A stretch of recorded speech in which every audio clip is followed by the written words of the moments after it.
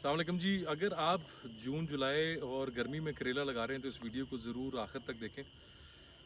करेला हम लोग पिछले 3 साल से लगा रहे हैं और ये करेला जो आपको पीछे नज़र आ रहा है ये हमारा लगा हुआ है जनवरी से। हम लोगों ने इसकी पनीरी बना के इसको शिफ्ट कर दिया था और अब हम लोग जून जुलाई के अंदर दोबारा करेला लगाएंगे। करेला हमेशा इस मौसम में बहुत मुश्किल होता है संभालना, लेकिन अगर चल जाए तो आपको 800-1000 रुपये का शॉपर जो है वो जाता है।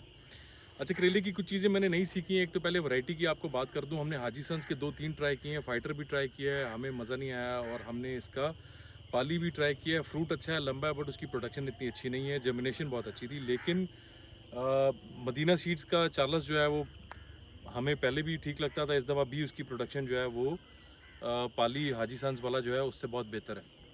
साइज़ छोटा है लेकिन प्रोडक्शन जो है वो बेहतर है और उसका जो पौधा है वो भी उससे थोड़ा बेहतर है।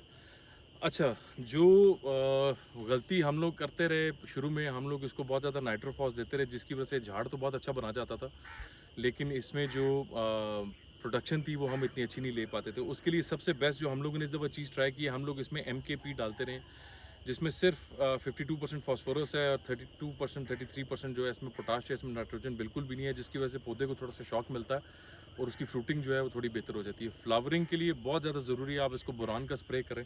आपका करेला जो पीला हो जाता है उसकी मेजर वजह ये होती है कि उसको बोरान चाहिए अपने मेल और फीमेल जो है उसकी रेशो को ठीक रखने के लिए और नई फ्लावरिंग करने के लिए। दूसरी चीज़, अगर आप इस पे स्प्रेज कर रहे हैं तो आप उस विंडो में करें जिसमें आपकी मक्खियों की जो है आके इसकी वो नहीं करती हैं, क्योंकि मक्खियाँ ही इसकी पॉलिनेशन करती है। अगर आप मक्खियों के टाइम पे स्प्रेज कर देंगे तो आपकी इसकी पॉलिनेशन में भी इशू चलेगा। हम लोग भी इसमें भी कोशिश कर रहे हैं कि स्प्रेज को जितना पीछे लेके जाएं या शाम में लेके आएँ उतना बेहतर है। फाइटोफिक्स एक ऐसी चीज़ है जो इसके हार्मोन्स को थोड़ा शॉक देती है और उसमें ये होता है कि ये ब्रांचेस ऊपर पौधा ऊपर चढ़ने के बजाय साइडों पे इसकी शाखें फैलाना शुरू कर देता है। उस शौक से ये होता है कि उसको नई शाखों के ऊपर नए फूल लगने शुरू हो जाते हैं। तो फाइटोफिक्स का स्प्रे बहुत ज़रूरी है, बोरान का स्प्रे बहुत ज़रूरी है। टेकेमन मैक्स हमारी करेले पे भी बहुत अच्छी चली है, खीरे पे भी बहुत अच्छी चली है और हेडलैंड मल्टी जो है स्वात एग्रो का, वो भी एक बहुत अच्छा प्रोडक्ट है।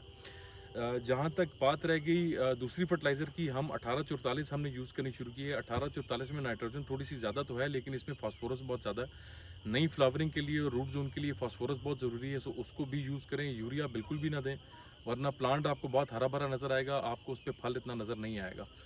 उसके अलावा SOP जो है वो तो देनी है। 13-2-44-43 जो है वो भी हम स्वात एग्रो की देते रहे हैं, उससे भी हमें खीरे को भी और करेले को भी बहुत अच्छे रिजल्ट्स मिले। सो ये कुछ खादें हैं। अच्छा, दूसरा गर्मी में के सबसे ज़्यादा ज़रूरी चीज़, क्योंकि वाइट फ्लाई का अटैक होता है और गर्मी का अटैक होता है, उसके लिए एक प्रोडक्ट है, सिलिकलीजियम है स्वात एग्रो का। वो बहुत अच्छा प्रोडक्ट है, वो इसके ऊपर एक लेयर बना देता है जिसकी वजह से हीट का स्ट्रेस जो है वो पौधे को नहीं आता। इस प्रोडक्ट को ज़रूर यूज़ करें। और इनका एक और प्रोडक्ट है नैनोकॉल के नाम से, जिसमें कैल्शियम और मैग्नीशियम है, उसको भी यूज़ करें। और कॉलमैक कैल्शियम नाइट्रेट और मैग्नीशियम भी करेले के लिए बहुत ज़्यादा ज़रूरी है फल को बड़ा करने के लिए। इस सिलसिले में अगर किसी भाई को कोई इन्फॉर्मेशन चाहिए हो, आप हमसे व्हाट्सएप पर रब्ता कर सकते हैं और बाकी डिटेल्स हम आपको व्हाट्सएप पे दे सकते हैं। Thank you.